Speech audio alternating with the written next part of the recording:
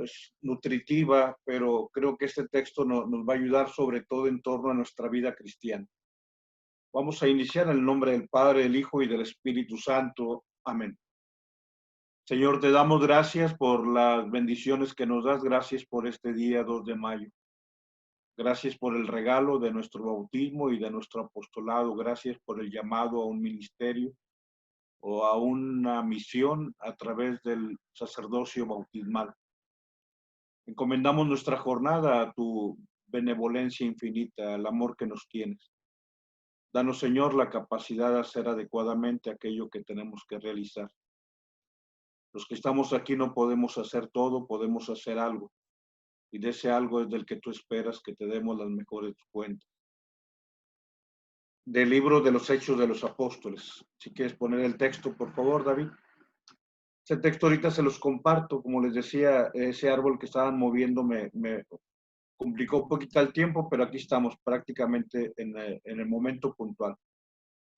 Dice el libro de los Hechos de los Apóstoles, al llegar el día de Pentecostés, estaban todos reunidos con un mismo objetivo.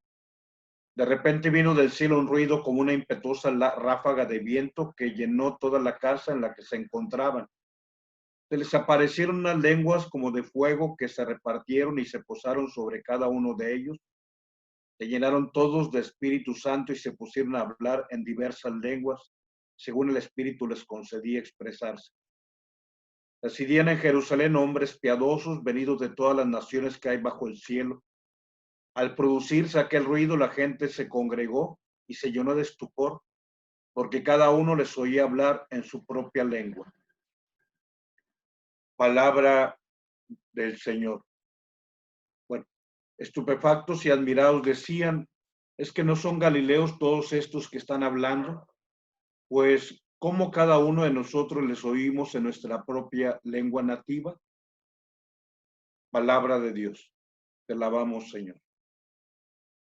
Bien, voy a tomar un elemento que para mí es de los más bellos que hay en torno a nuestra vida cristiana, porque habla acerca de ese proceso.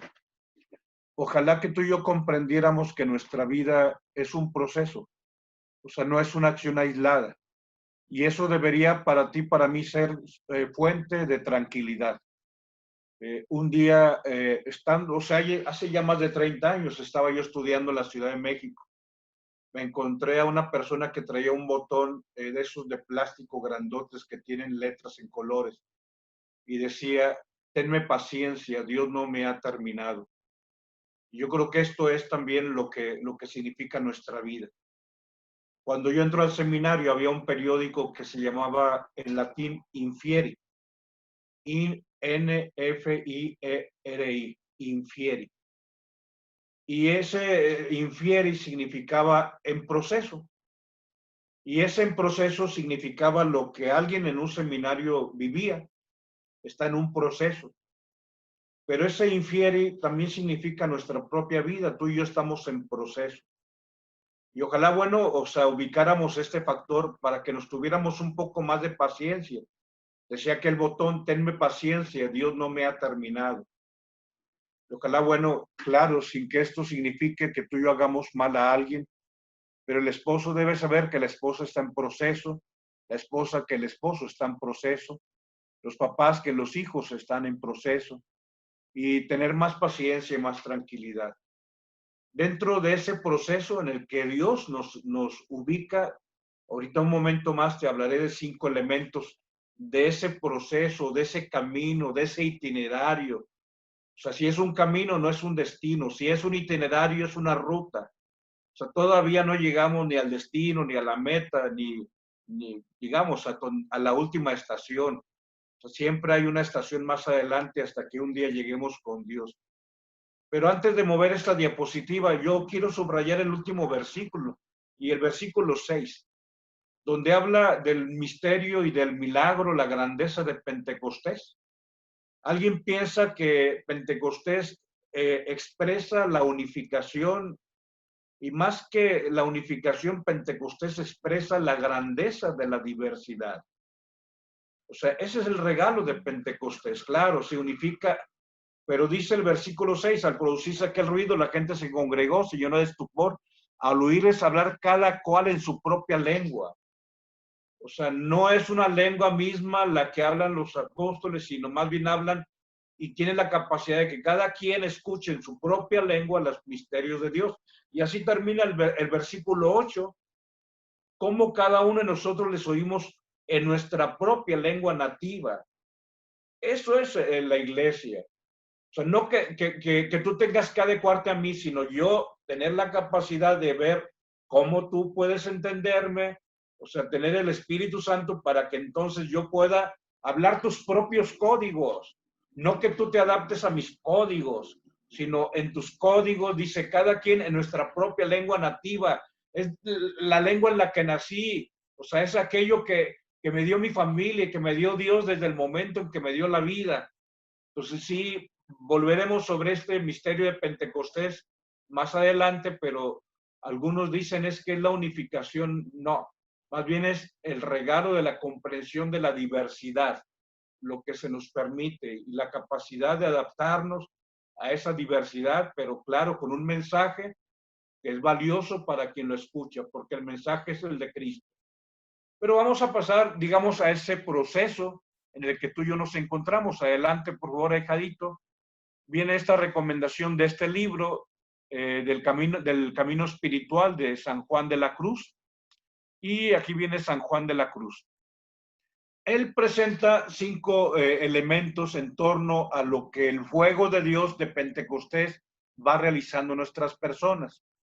Y la imagen es esa, la del fuego en el campo, la del fuego ahí en, digamos, en el horno, en la estufa, el horno en nuestro brasero, el horno, digamos, el fuego en nuestra chimenea o el fuego en nuestra parrilla donde nos preparamos para poder sazonar alimentos.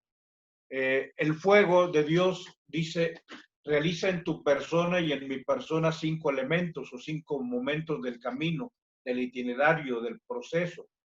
Primero, deshumidifica. Segundo, crea la crepitación. Tercero, genera resquebrajamiento. Cuarto, lo más bello, se da lo que se conoce como el abrazamiento. Y finalmente, algo que quizás sea lo más maravilloso que pueda haber, es un elemento que poco referimos, el rescoldo. Pero ¿qué es lo que hace Dios Espíritu Santo en nuestras personas en ese fuego? Lo primero es como cuando el fuego o cuando el tronco de la madera se incorpora a la fogata ya encendida. Lo primero que hace es deshumidificar. O sea, empieza el leño, dependiendo a mayor verdor o a mayor madurez, pero empieza a sudar, se deshumidifica. Dice, esta es parte de lo que es el proceso de Dios Espíritu Santo en nuestra vida. Hay un momento en que nos encontramos como Saulo, como lo hemos dicho de otros grandes personajes que ahorita ya no repito, pero hay un momento en donde empiezas tú a ver que tu vida no ha sido adecuada, que lejos de poder sentirte en ese estar sobrevalorado, te has devaluado en la vida. Acuérdate que también se usa esta palabra conversión para un cambio de una moneda, de una paridad a otra paridad. Vamos a convertir la paridad monetaria, son conversiones monetarias. Esto, digamos, no tiene nada lejano a lo que es nuestra vida. De pronto decía un canto español, tengo en moneda cobre la moneda de oro cambiada. ¿Sí? Tengo en moneda de cobre la moneda de oro cambiada. O sea, lo que era bien grande, lo que era enorme, lo que era bellísimo, lo que era una gran riqueza, de pronto lo que era moneda de oro o esos talentos que Dios nos dio se convirtieron en moneda cobre, moneda de cobre. Yo creo que la conversión es cuando dejamos que Dios convierta la moneda de cobre en moneda de oro, moneda preciosa. Pero bueno, hay un momento en donde tú te topas con tu realidad y dices, he tirado a la basura mi vida, la tiré por el drenaje, he pisoteado mi sexualidad, he tirado a la basura mi jovialidad, he estado intoxicándome, he estado envenenándome, he estado rompiendo el proyecto de Dios. Lejos de generar sonrisas, estoy generando lágrimas. En lugar de generarles sueños a mis padres, les he generado pesadillas. y es la vida de no pocos. Y entonces lo primero que hay que hacer cuando Dios Espíritu Santo toca nuestro corazón es aprender a llorar nuestros propios pecados. Dice, es el primer paso, la deshumidificación. Y ya empieza ese proceso en donde el fuego empieza a hacer su quehacer en nuestra persona. El segundo momento dentro de este camino itinerario es la crepitación. Y quienes quizá no estamos habituados al elemento campirano nos parezca un poco extraño, pero sé que todos nosotros que estamos habituados a estar en torno a un asador el viernes o el sábado o el domingo, ubicamos ese sonido que se llama chisporroteo, es la crepitación, o sea, el tronco o el carbón empieza a resquebrajarse, pero lo primero que hace es empezar a aventar chispitas que brincan de un lado para otro y de repente te cayó en el delantar o te cayó en tus vellos de las manos y te quitas esa pequeña chispita incandescente que te cayó. Eso se llama crepitación. Empieza, digamos, ese proceso de que empieza a brotar para todos lados y empieza a haber un proceso que se va a convertir en lo que es el resquebrajamiento. O sea, eso es bueno, porque Dios ya está haciendo su obra y entonces aquello que parecía que es muy sólido se muestra que empieza a romperse en mil fragmentos. Y creo que esto es parte también de nuestra vida. Hay un momento en donde no tenemos que tenerle miedo a ese quebrarse, porque mañana o pasado mañana hablaremos sobre la Eucaristía. Cristo toma pan, lo bendice, lo parte, lo reparte. O sea, ese partir y repartir no es más que el resquebrajamiento, donde tú y yo tenemos que dejarnos quebrar, romper por las manos de Dios o quebrar por el fuego del Espíritu Santo. Y entonces en el resquebrajamiento vamos quitándonos aquello que nos sobra, porque hay muchas cosas que nos sobran a ti y a mí. Y en ese resquebrajamiento nos vamos dando cuenta de que los componentes pueden irse separando y entonces conservar lo que es limpio y lo que es puro.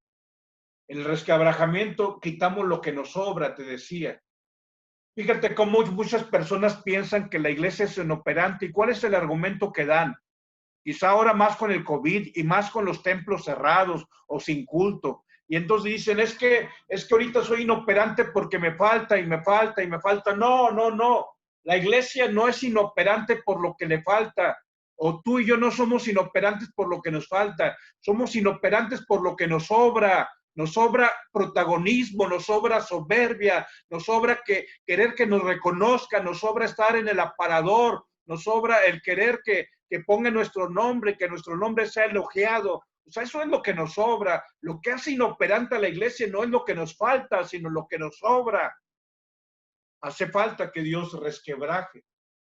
Y entonces, ahí sí ver, o sea, que si nosotros somos capaces de resquebrajarnos, vendrá el cuarto momento, que es el abrazamiento, donde el madero se hace uno solo con la llama de Dios.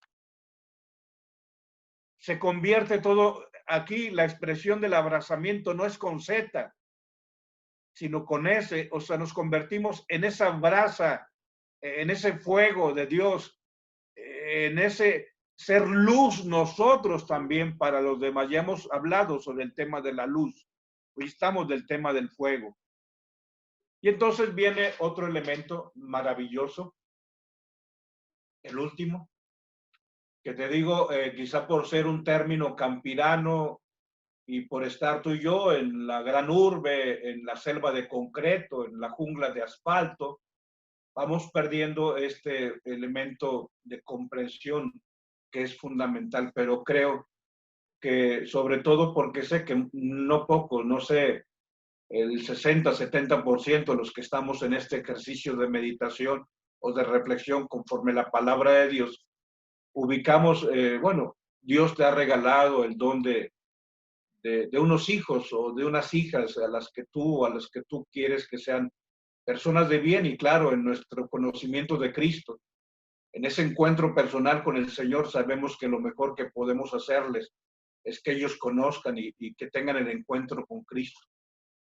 Pero no pocas veces aquello que tú soñaste no se consigue y tus esfuerzos, aquello que derramaste lágrimas, de pronto pareciera que se apagó en el corazón de alguien. Y viene este último concepto de San Juan de la Cruz que se llama el rescoldo. ¿Qué es el rescoldo? El rescoldo son los sedimentos que quedan después de una gran fogata. ¿Tú te acuerdas que queda una ceniza hasta blanca, grisácea y algunos elementos más negros, más pigmentados? Y ahí aparece, digamos, por decirlo en lenguaje coloquial, imágenes que tú conoces.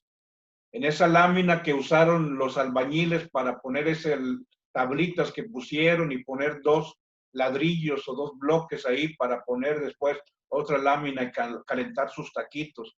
O ese sedimento que queda ahí en el asador después de haber degustado un buen banquete o lo que fuere. O sea, queda ese polvo pues prácticamente como si fuera una mantequilla de tierra o de polvo, así. De hecho, se convierte en pigmentos que tú bien podrías pigmentarte la piel. Bueno, se le llama rescoldo. Pero el rescoldo tiene una virtud. Ojalá que tú y yo pudiéramos ubicarlo. Debajo del rescoldo quedan pequeños sedimentos que todavía están incandescentes. Si no lo quieres creer, un fenómeno que a lo mejor los que son de tiempo reciente no ubican, que en Monterrey se vivía. Allá en el Topo Chico, por aquel rumbo donde vive un gran núcleo de nuestra población, en aquel tiempo estaban los basureros. Y te refiero a esto, quizá uniéndonos al elemento bíblico que habla de la Gehenna. La Gehenna, el Señor habla del lugar donde el fuego no se apaga. La Gehenna era físicamente un basurero. Y quien lo escuchaba comprendía a Jesús como tú me comprendes ahora. En los basureros, cuando pensabas que todo estaba apagado, de pronto viene una ráfaga de viento y en esa ráfaga de viento, aquello que parecía que estaba apagado empieza otra vez a humear de aquella bajo superficie que se encuentra en aquellos terrenos y empiezan los incendios. Así es, digamos, ese lugar que el Señor refiere como la Gehenna. Y así es el rescoldo. De pronto viene, ahí va, perdón, que se estaba por apagar. Muy bien. De pronto viene ese, un segundo.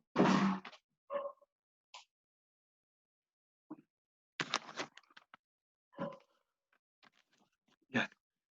Perdón, es que estaba por apagarse.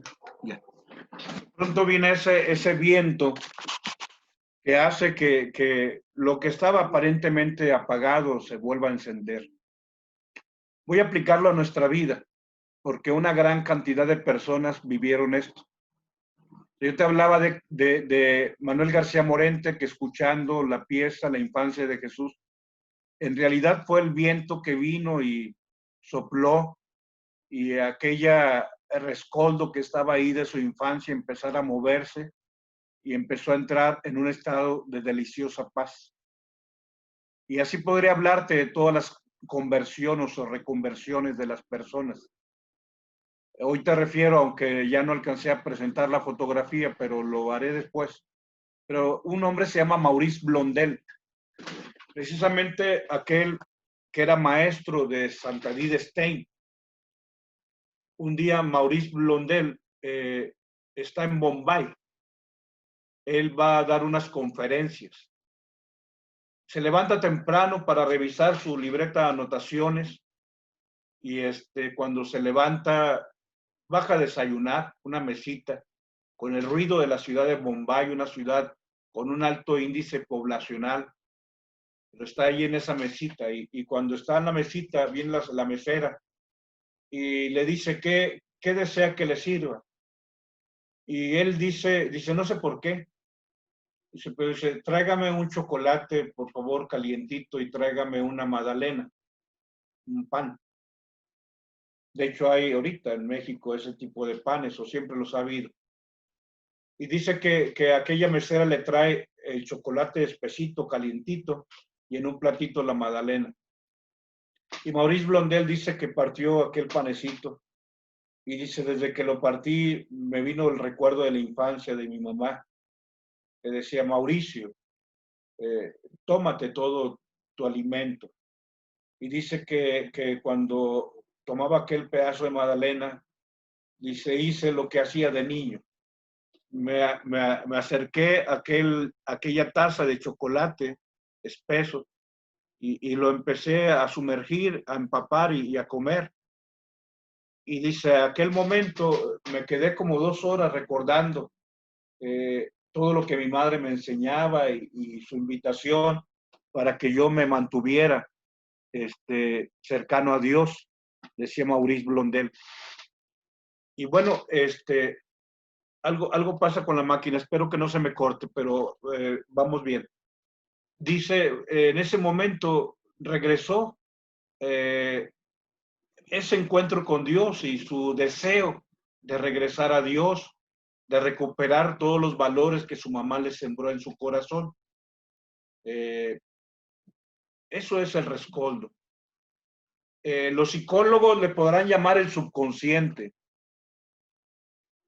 o sea, podrán llamarle de mil maneras, pero para nosotros hay una zona de nuestra vida, de nuestra interioridad, donde queda el recuerdo, donde queda la manifestación de aquello que Dios hace por nosotros y que Dios nos ofrece. Ese rescoldo donde de pronto viene el viento. Yo quisiera invitarte para que pudieras quizá percibir que aquellos que estamos aquí posiblemente el viento del Espíritu ha soplado y ha hecho que de abajo del rescoldo regrese la incandescencia.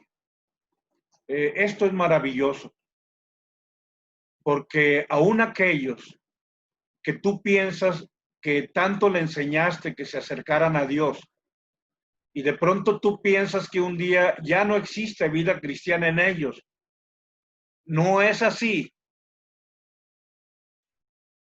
Va a soplar un día el espíritu, el viento, y va a mover el rescoldo, y va a regresar, va a ser recuperado, recuperada alguna persona que aparentemente se alejó, pero de Dios, Dios tiene siempre un nuevo camino para ofrecernos.